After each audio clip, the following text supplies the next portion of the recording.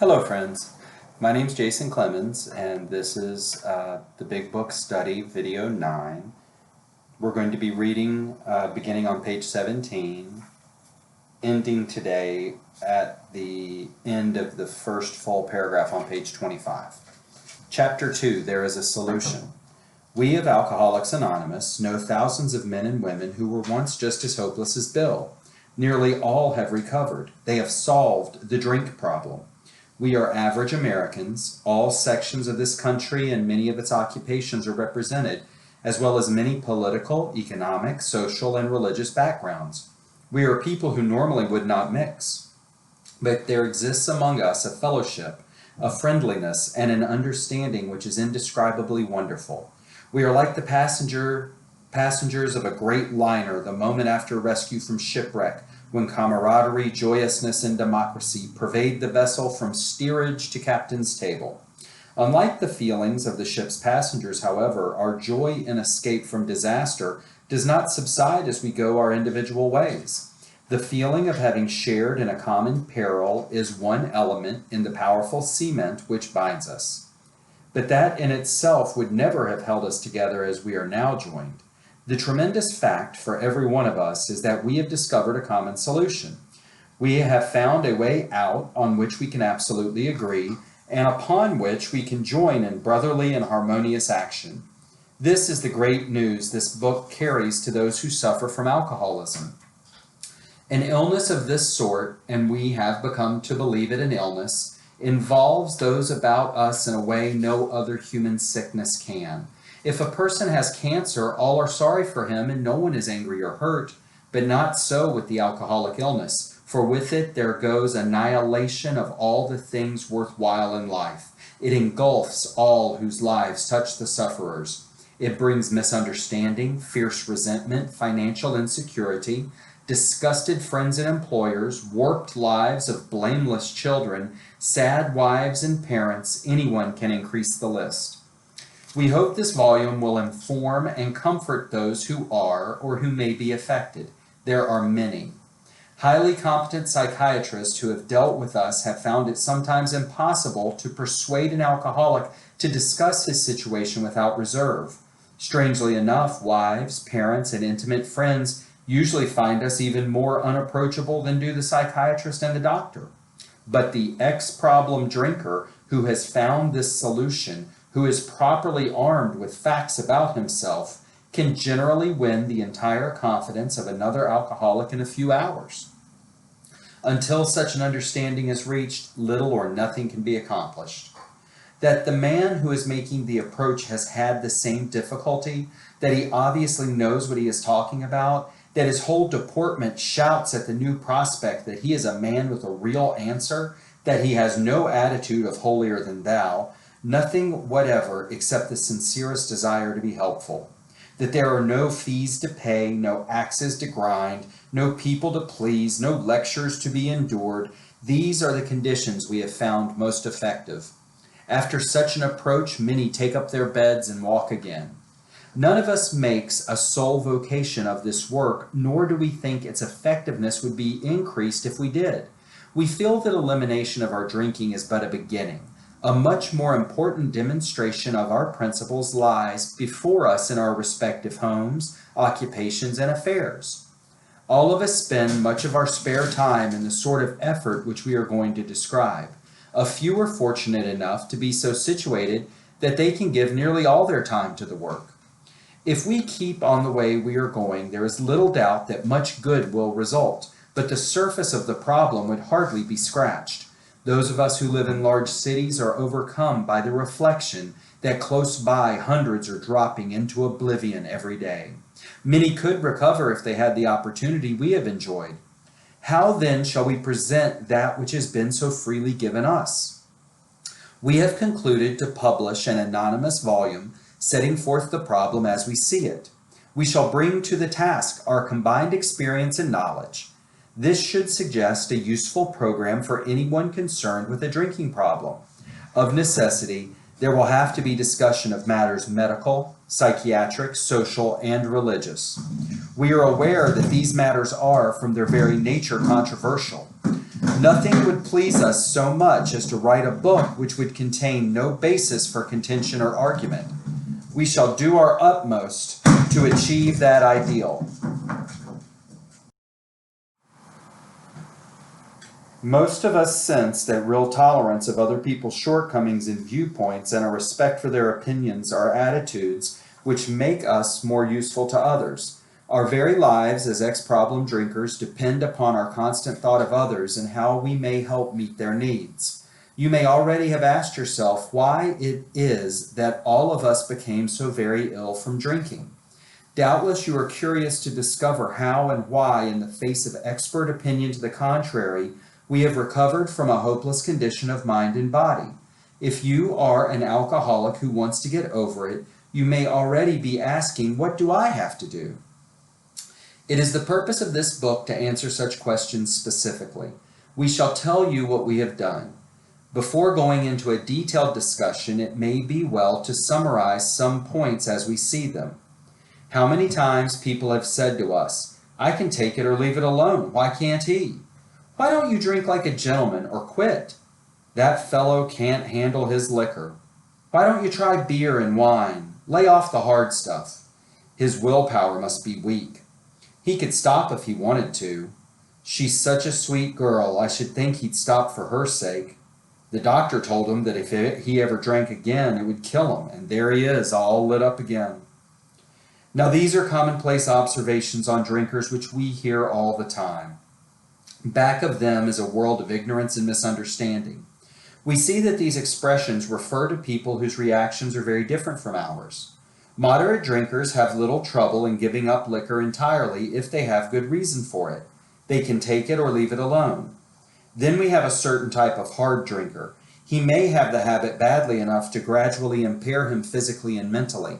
It may cause him to die a few years before his time. If a sufficiently strong reason, ill health, falling in love, change of environment, or the warning of a doctor becomes operative, this man can also stop or moderate, although he may find it difficult and troublesome and may even need medical attention. But what about the real alcoholic? He may start off as a moderate drinker. He may or may not become a continuous hard drinker. But at some stage of his drinking career, he begins to lose all control of his liquor consumption once he starts to drink. Here is the fellow who has been puzzling you, especially in his lack of control. He does absurd, incredible, tragic things while drinking. He is a real Dr. Jekyll and Mr. Hyde. He is seldom mildly intoxicated. He is always more or less insanely drunk. His disposition while drinking resembles his normal nature but little. He may be one of the finest fellows in the world, yet let him drink for a day, and he frequently becomes disgustingly and even dangerously antisocial. He has a positive genius for getting tight at exactly the wrong moment, particularly when some important decision must be made or engagement kept. He is often perfectly sensible and well-balanced concerning everything except liquor, but in that respect he is incredibly dishonest and selfish. He often possesses special abilities, skills, and aptitudes, and has a promising career ahead of him. He uses his gifts to build up a bright outlook for his family and himself, and then pulls the structure down on his head by a senseless series of sprees. He is the fellow who goes to bed so intoxicated he ought to sleep the clock around. Yet early next morning he searches madly for the bottle he misplaced the night before. If he can afford it, he may have liquor concealed all over his house to be certain no one gets his entire supply away from him to throw down the waste pipe. As matters grow worse, he begins to use a combination of high-powered sedative and liquor to quiet his nerves so he can go to work. Then comes the day when he simply cannot make it and gets drunk all over again. Perhaps he goes to a doctor who gives him morphine or some sedative with which to taper off. Then he begins to appear at hospitals and sanitariums. This is by no means a comprehensive picture of the true alcoholic, as our behavior patterns vary, but this description should identify him roughly. Why does he behave like this? If hundreds of experiences have shown him that one drink means another debacle with all its attendant suffering and humiliation, why is it he takes that one drink? Why can't he stay on the water wagon? What has become of the common sense and willpower that he still sometimes displays with respect to other matters?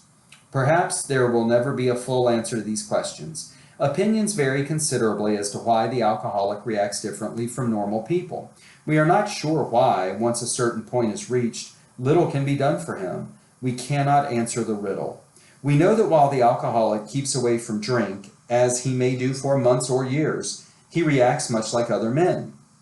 We are equally positive that once he takes any alcohol whatever into his system, something happens, both in the bodily and mental sense, which makes it virtually impossible for him to stop. The experience of any alcoholic will abundantly confirm this. These observations would be academic and pointless if our friend never took the first drink, thereby setting the terrible cycle in motion. Therefore, the main problem of the alcoholic centers in his mind rather than in his body.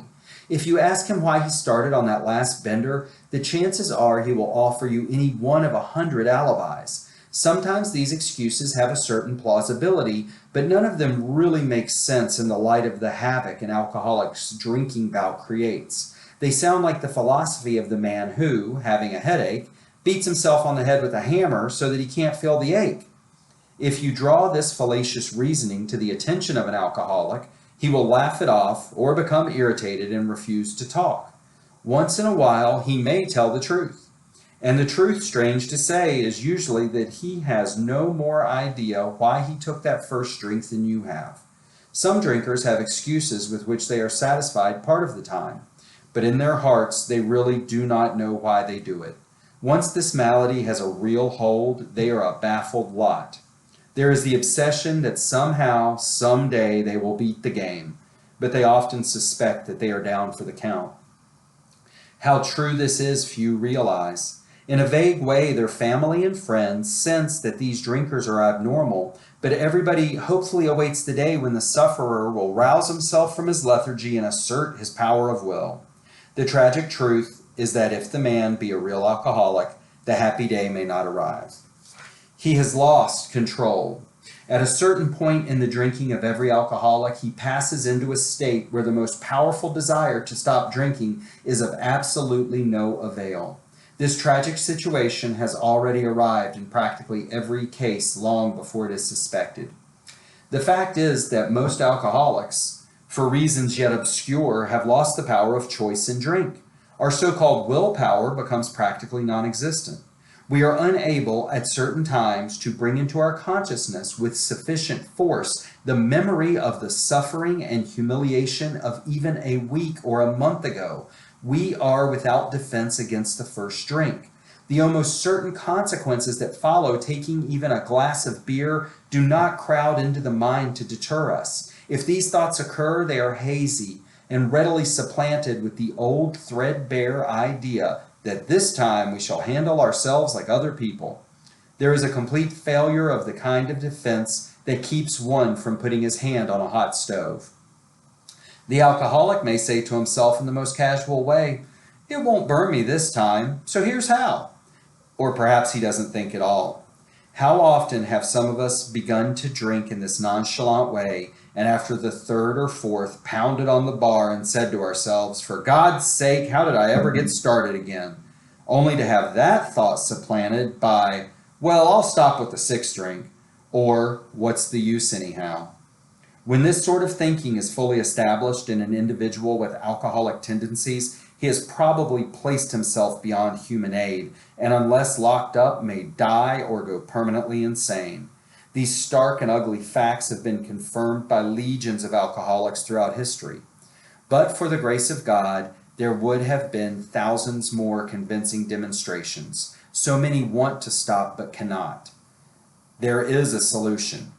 Almost none of us like the self-searching, the leveling of our pride, the confession of shortcomings, which the process requires for its successful consummation. But we saw that it really worked in others, and we had come to believe in the hopelessness and futility of life as we had been living it. When, therefore, we were approached by those in whom the problem had been solved, there was nothing left for us but to pick up the simple kit of spiritual tools laid at our feet. We have found much of heaven, and we have been rocketed into a fourth dimension of existence of which we had not even dreamed. And let's go to the study portion.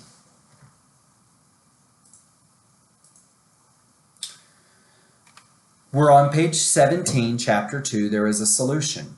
One of the literary devices that Bill employs on this page relates to events that are familiar to the reader.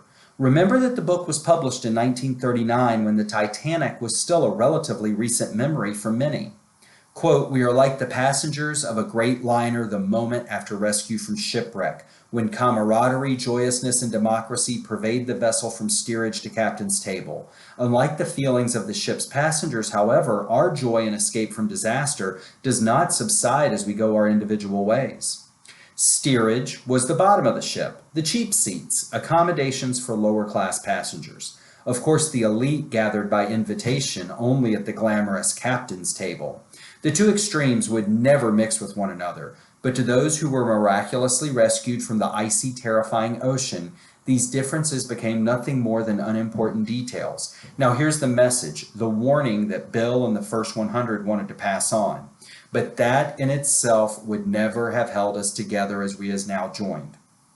So what is it that binds us together? Looking at the following paragraph, quote, "We have discovered a common solution, a spiritual awakening through the 12 steps. We have a way out on which we can absolutely agree, upon which we can join in brotherly and harmonious action. It is the AA program of action that binds us together." Page 20, paragraph 1, quote, "Doubtless you are curious to discover how and why, in the face of expert opinion to the contrary, we have recovered from a seemingly hopeless state of mind and body."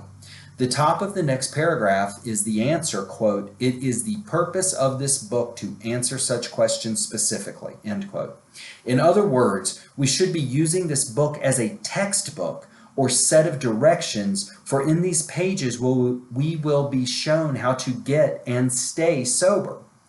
The following 4 paragraphs go on to describe the misconceptions of alcoholism held by the public at large, and to describe people who have drinking problems but who are not real alcoholics, moderate drinkers, and certain types of hard drinkers.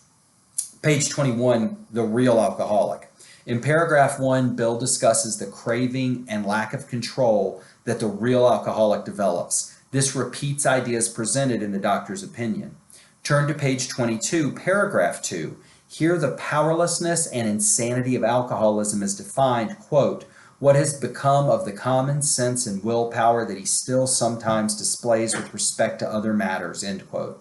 In short, the human will is not operative. We drink, continue to expect different results.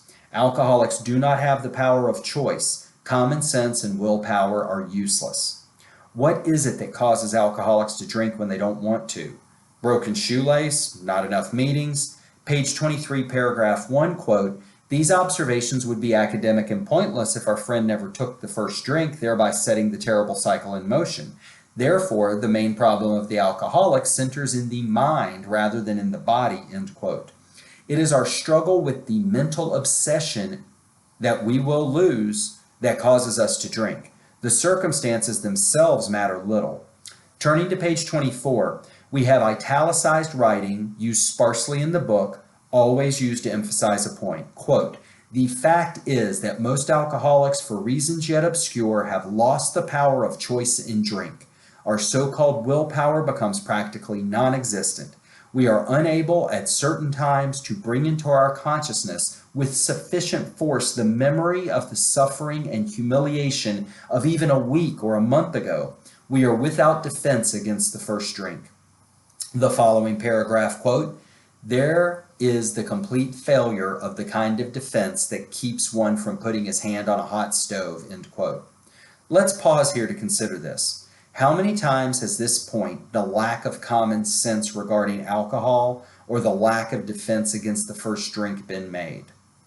We must also note that in the last paragraph on page 24, we are told that the alcoholic, quote, "has probably placed himself beyond human aid."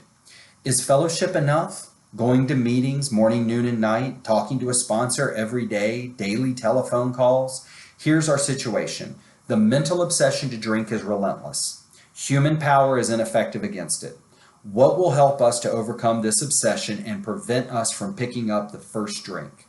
More with our next video. Have a great day.